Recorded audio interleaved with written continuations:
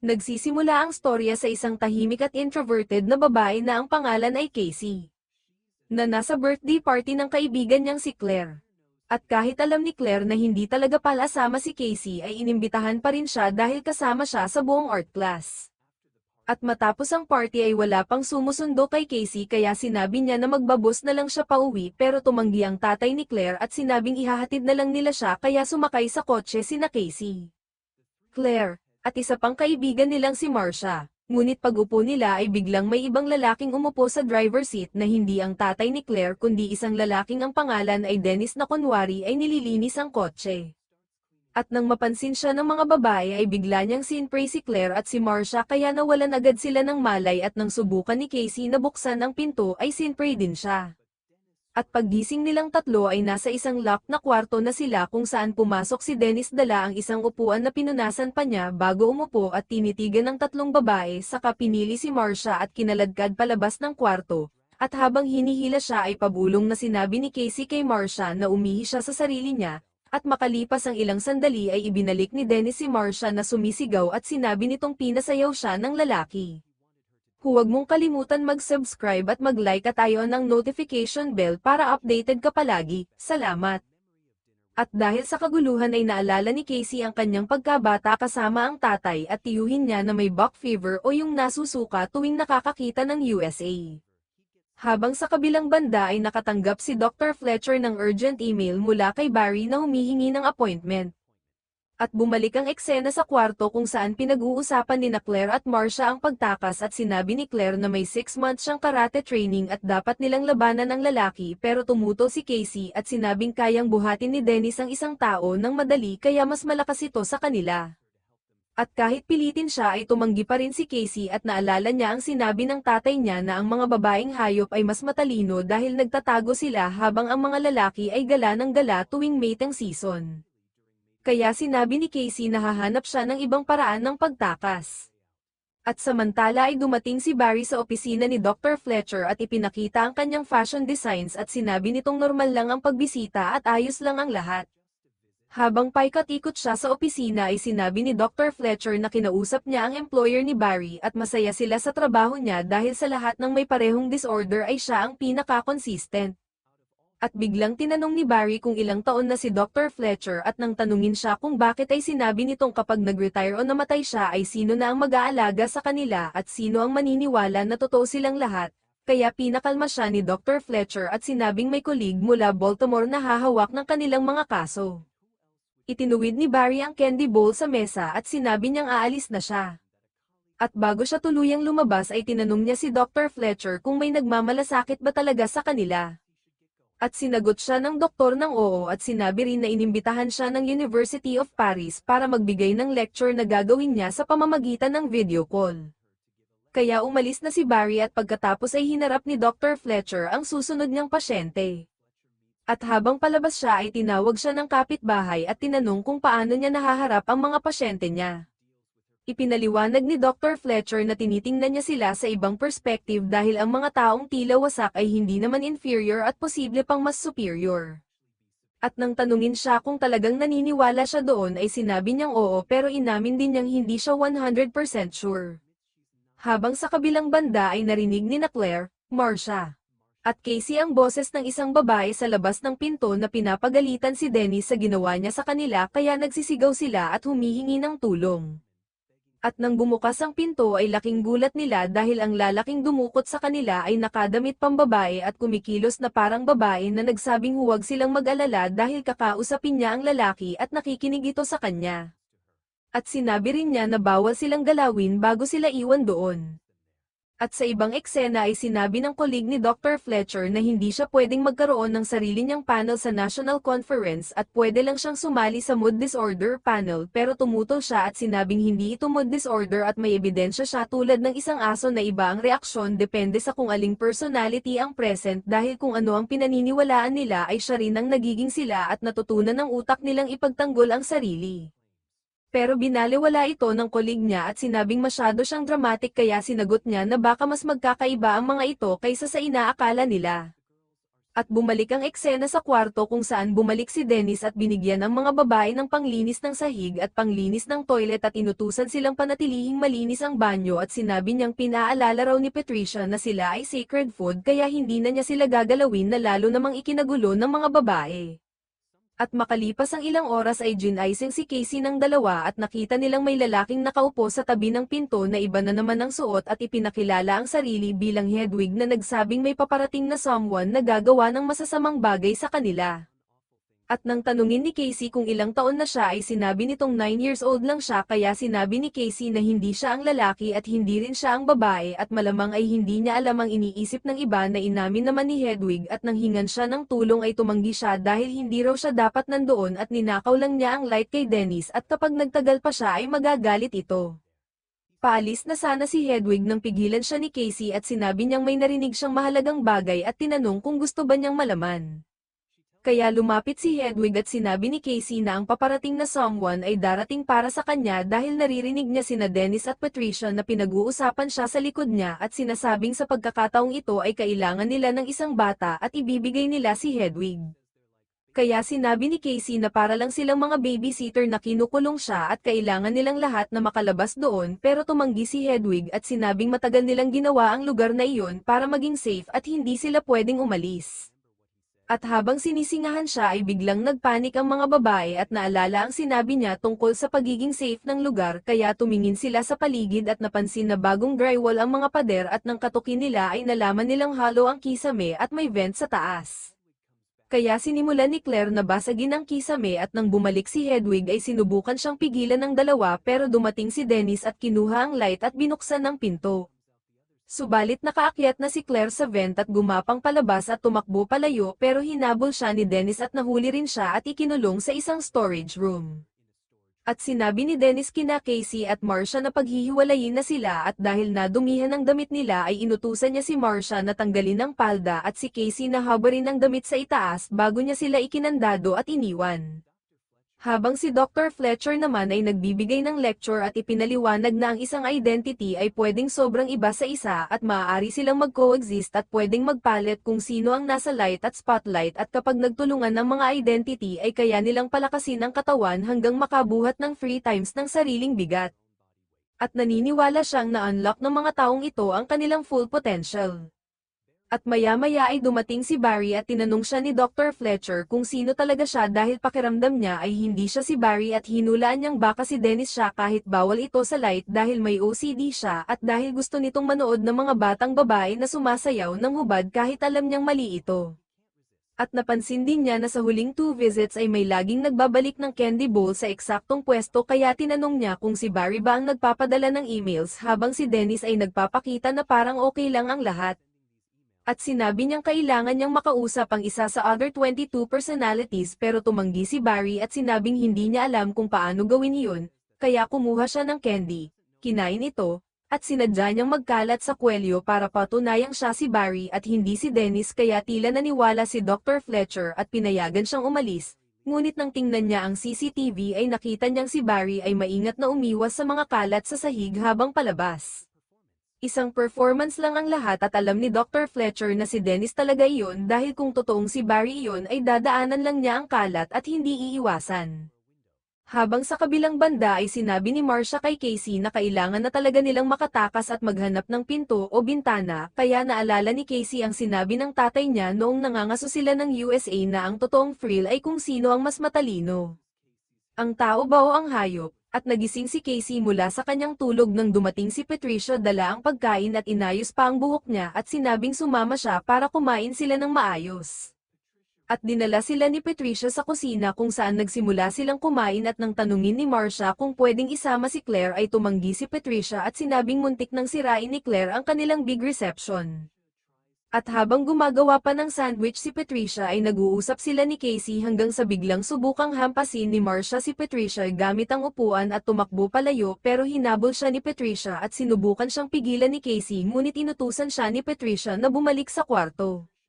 At hindi rin nakalayo si Marcia at hindi siya nakahanap ng labasan kaya ikinulong siya ni Patricia sa ibang closet. At sinabi ni Dennis kay Casey na mula ngayon ay hiwa-hiwalay na silang tatlo at paparating na ang Beast at inutusan pa siyang habarin ang damit niya sa itaas dahil may breadcrumbs ito. At nagising si Casey at nakita si Hedwig na nakahiga sa kama niya kaya sinabi niyang nagsinungaling siya at humingi ng sorry si Casey.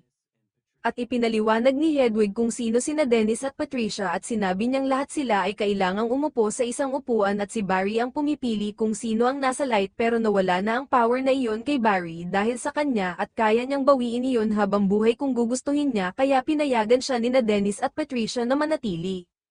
At sinabi rin niyang pareho silang naniniwala sa Beast at nang tanungin siya ni Casey kung nakita na ba niya ito ay sinabi niyang hindi pa. At humiling si Hedwig ng halik at pumayag si Casey at pagkatapos ay sinabi pa nitong baka buntis na siya. At ikinwento ni Hedwig na mahilig siyang sumayaw sa kwarto niya at may CD player siya malapit sa bintana kaya sinabi ni Casey na gusto niyang makita iyon pero tumanggi si Hedwig at sinabing niloloko na naman siya kaya nagbahagi si Casey ng secret tungkol sa paggawa niya ng gulo sa school noon para makulong sa detention at makalayo sa lahat. At pumayag si Hedwig na dalhin siya sa kwarto niya matapos ni Dennis ang kanyang ritual. Ngunit dahil may appointment si Dennis at nakatulog, siya ay may patuloy na tumatawag sa Dr. Lady kaya nagpunta si Dennis kay Dr. Fletcher na nagpapanggap na si Barry at doon ay ikinwento ni Dr. Fletcher ang isang lumang insidente kung saan dalawang teenage girls ang naglagay ng kamay niya sa dibdib nila bilang prank na labis na nakasakit sa kanya at sinabi niyang maaaring ito ang nag-trigger ng childhood abuse ni Barry at minsan ang trauma ay naglalabas ng suppressed personalities kaya kung si Dennis man ang nasa harap ay naiintindihan niya kung bakit niya inagaw ang light dahil pakiramdam niya ay kailangan niyang iligtas ang lahat. Sinabi ni Dr. Fletcher na ikinukwento raw nina Dennis at Patricia sa buong grupo ang tungkol sa Beast at binanggit niya na ayon sa mga kwento ay kaya nitong umakyat sa pader at sobrang kapal ng balat nito kaya tinanong niya si Dennis kung naniniwala ba talaga siya rito. At sinabi rin niyang kaya niyang tawagin si Kevin gamit ang buong pangalan nito pero magdudulot iyon ng kaguluhan dahil mag-aagawan ang lahat sa light at ayaw niyang saktan ang kahit sino. At alam niyang gusto lang ni Dennis na protektahan si Kevin kaya diretsahan niyang tinanong kung siya ba talaga si Dennis at doon ay tinihil na niya ang pagpapanggap at sinabi niyang lagi raw silang pinagtatawanan nila Patricia kahit hindi naman sila perpekto at hindi nila deserve ang pangungutya. At sinabi niyang sila na ang namumuno dahil sila lang ang kayang magprotekta kay Kevin na mahina at hindi alam kung gaano siya kalakas. At tinanong siya ni Dr. Fletcher kung kailan siya unang nabuo at paano nagkaisa ang mga unwanted identities pero hindi siya sumagot. At nang tanungin siya kung naniniwala pa rin siya sa Beast ay ipinaliwanag ng doktor na hindi ito isa sa kanila dahil nakilala na niya ang lahat ng personalities at hindi pa niya kailanman nakita ang Beast at ayon sa kwento ay nasa train station raw ito kung saan iniwan ng ama ni Kevin ang pamilya pero hindi pa ito nakita ni Dennis dahil hindi naman daw ito totoo at isa lamang fantasy at hindi isang 24th identity.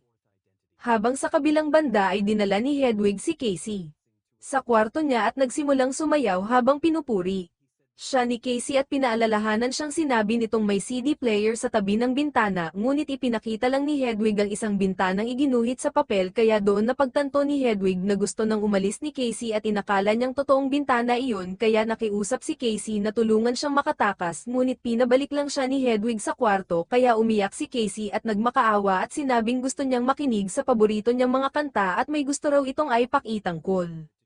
Kaya ibinigay ni Hedwig ang isang walkie-talkie na sinabi niyang ninakaw niya kay Dennis at nang buksan ito ni Casey ay may sumagot ngunit kahit sinabihan siyang huwag magsalita ay itinulak niya si Hedwig at sinabi niyang sila ay dinukot at nakakulong sa basement pero inakala ng kausap na prank lang ito. At biglang kinuha ni Patricia ang light at inagaw ang walkie-talkie at ibinalik si Casey sa kwarto habang nagdarasal at sinabing ipapaliwanag ni Dennis ang kahulugan nito sa gabi. At napansin ni Casey ang isang pako malapit sa pinto at kinuha ito, at dumating si Dennis at sinabi niyang ang Beast ay isang sentient creature at ang pinakamataas na antas ng human evolution at naniniwala siyang tapos na ang panahon ng ordinaryong tao, at sinabi niyang ang gabing iyon ay sacred at huling gabi na at malapit na itong matapos bago siya tuluyang umalis.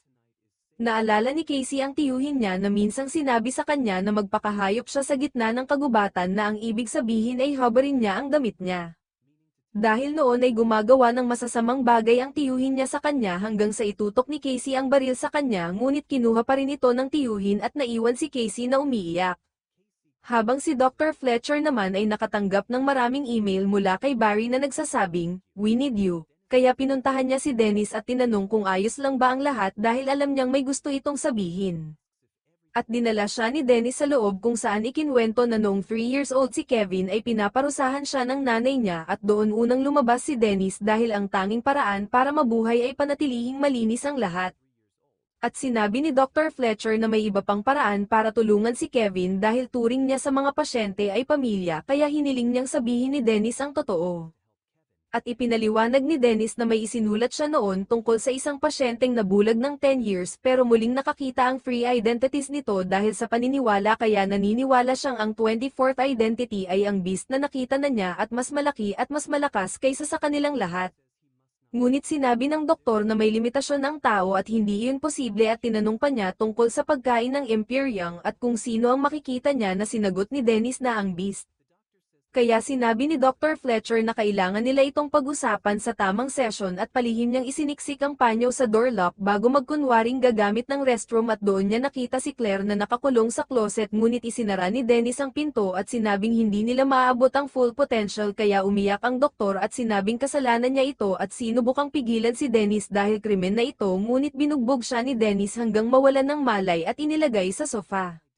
Habang si Casey ay patuloy na sinusubukang sirain ang lock gamit ang pako at si Claire naman ay sinabihan si Marcia na may tao sa loob at kailangan na nilang makatakas kaya naghanap sila ng gamit at may nakuha si Marcia na hanger.